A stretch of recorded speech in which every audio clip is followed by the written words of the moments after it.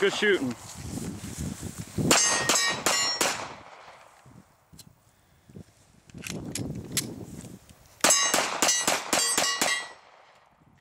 Good job.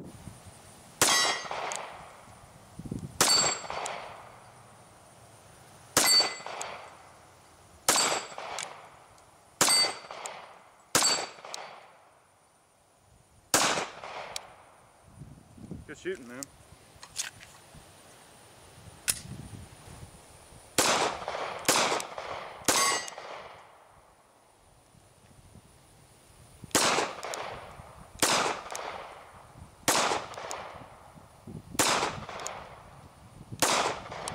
We're going to simulate the 2 body shots, 1 head shot. We've got the gun loaded with 9 rounds. It's going to be 2 and 1, 2 and 1, 2 and 1.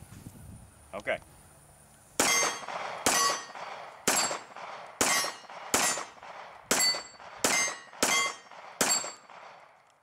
Good shooting. 2 body, 1 head.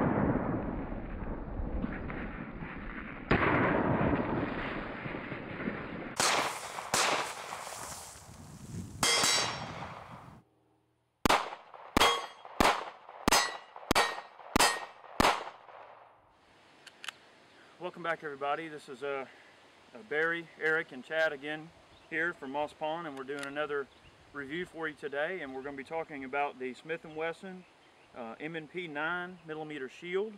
All right, this is one of Smith's brand new single stack striker fired polymer frame guns. It's been on the market now for about 6 months now. They haven't really been out very long, but they've been very difficult to get. And this is actually the first time we've been able to get our hands on one and get one out and actually shoot it. So we've been real excited to get our hands on it and, you know, get a little bit of range time with it. It is a very neat little gun. Of course, it is a member of the M&P family of guns that Smith puts out. It is stainless steel slide with a melanite coating, which is similar to Tenifer. Brings a very good hardness to the surface of the slide. So it is a hardened slide like you would see you know, on a Glock, so to speak. Lock breech, semi-automatic, polymer frame, striker fired. Pretty typical arrangement. Very aggressive serrations on the slide for grabbing to recharge the gun. The gun ships with 2 magazines. One of them is a 7-shot. The other one is an extended 8-shot magazine with the finger grip extension on the bottom. These guns are available in 9mm and in 40 Smith & Wesson. They use a 3-dot sight system similar to what, you know, just about every handgun you're going to come in contact with. The basic disassembly procedures for cleaning are almost the same as just about any other M&P series of firearms. It does have a safety. Right here on the left side of the frame, this small lever works as your safety.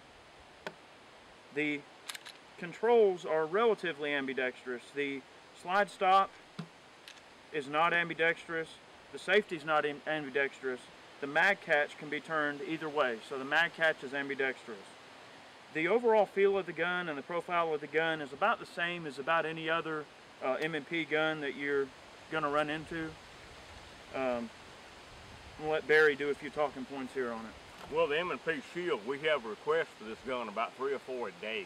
And we can't get them right now. Now, this gun was a gun that a customer sold us. Rather than pawning it, he sold it. That's why this is a used gun, but we brought it out here today to do some testing on it. Now, this gun is comparable to a PF9, the Ruger 9mm, and so on and so forth. But this gun is very slim, slimline, and like Eric said, there's an 8-round magazine, a 7-round magazine with this gun. But we get requests for this gun like 3 or 4 times a day. Easily. If we had these guns, we could sell that many every single day. And one thing I'll comment on real quickly here on the M&P.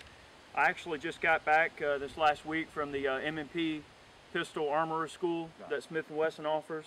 And I did talk to the rep there that was offering the class, and he was talking about the availability of shields, and that, you know, right now they're just trying to ship as many of them as they can. They're really trying hard to keep up with the demand of the gun.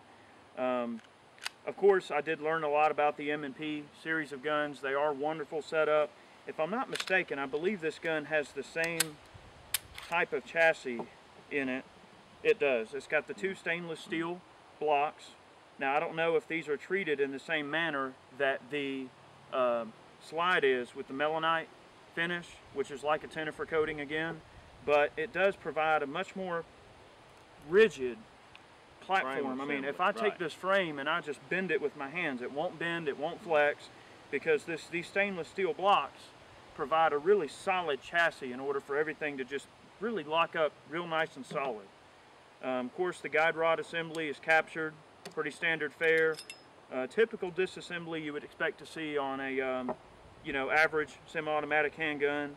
The rifling is just standard button rifling, which is going to be really nice if you want to shoot cast bullets out of it or anything like that.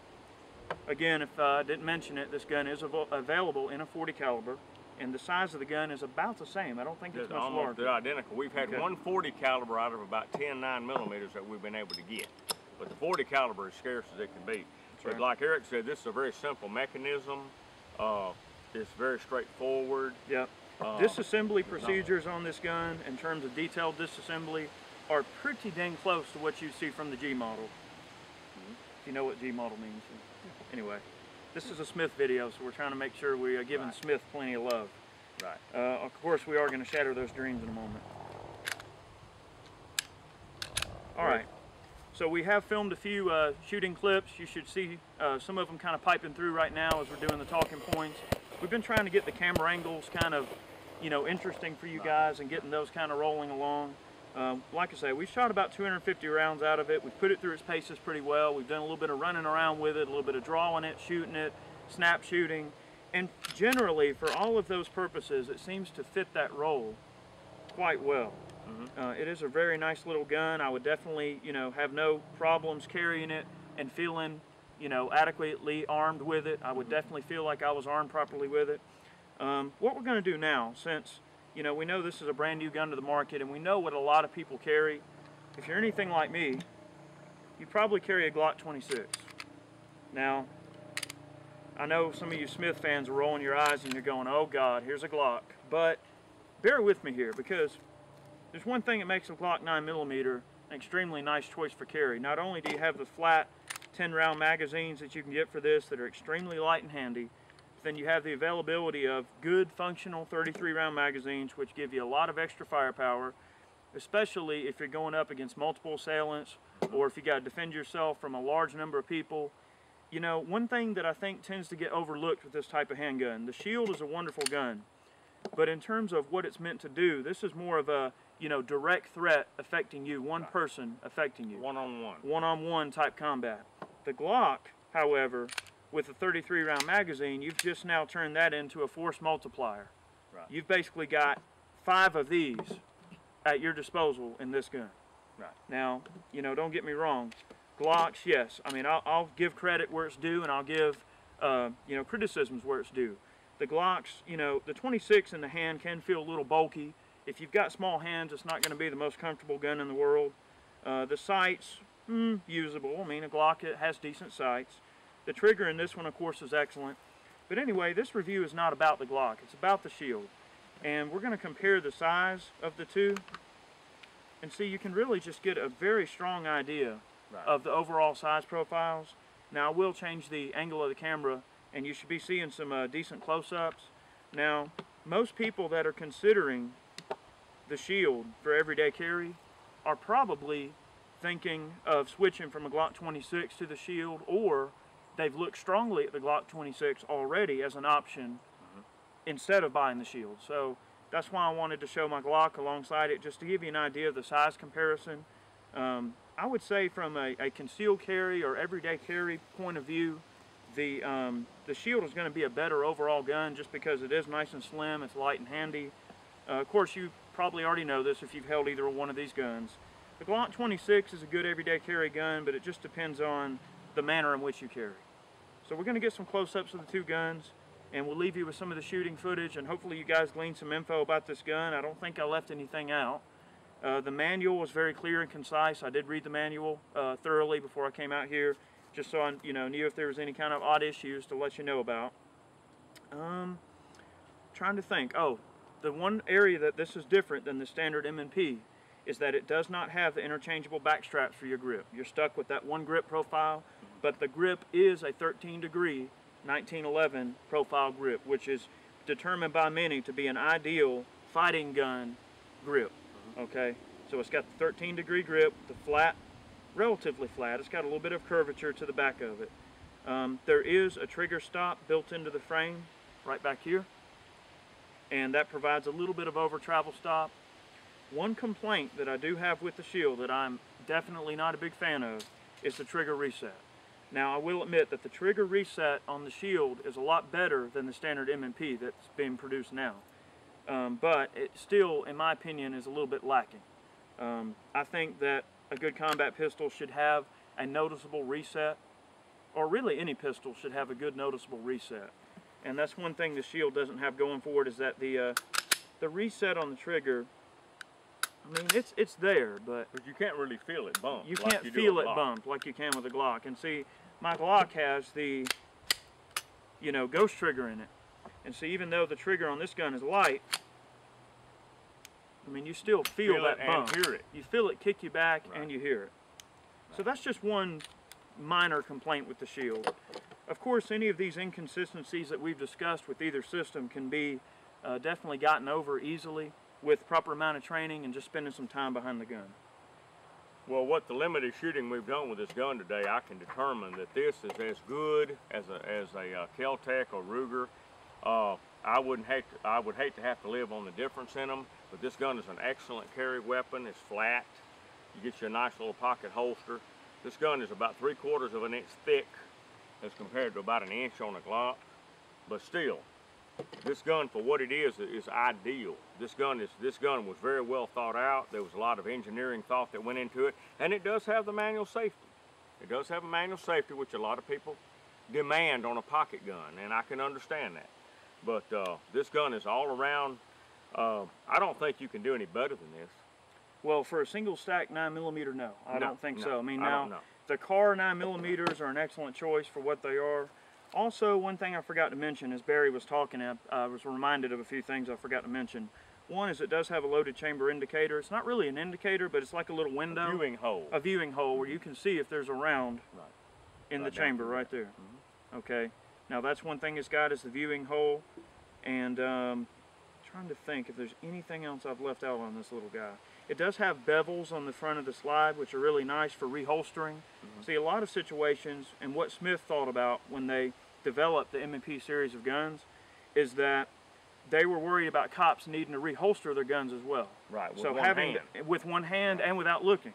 So having those bevels on the side of the slide facilitates the reholstering of the gun a lot easier. Without having to look. Without having to look, and without off of the perp or whatever. Without any sharp edges to catch or nothing. So it's a well thought out gun, and if you go to look at a lot of little features it's got, it really is a very capable system. And I hope you guys enjoyed this review. And we'll have more coming for you. We got a lot in the pipeline, and hope you guys have a good day. We had a lot of fun doing it. Oh yeah. Thank y'all.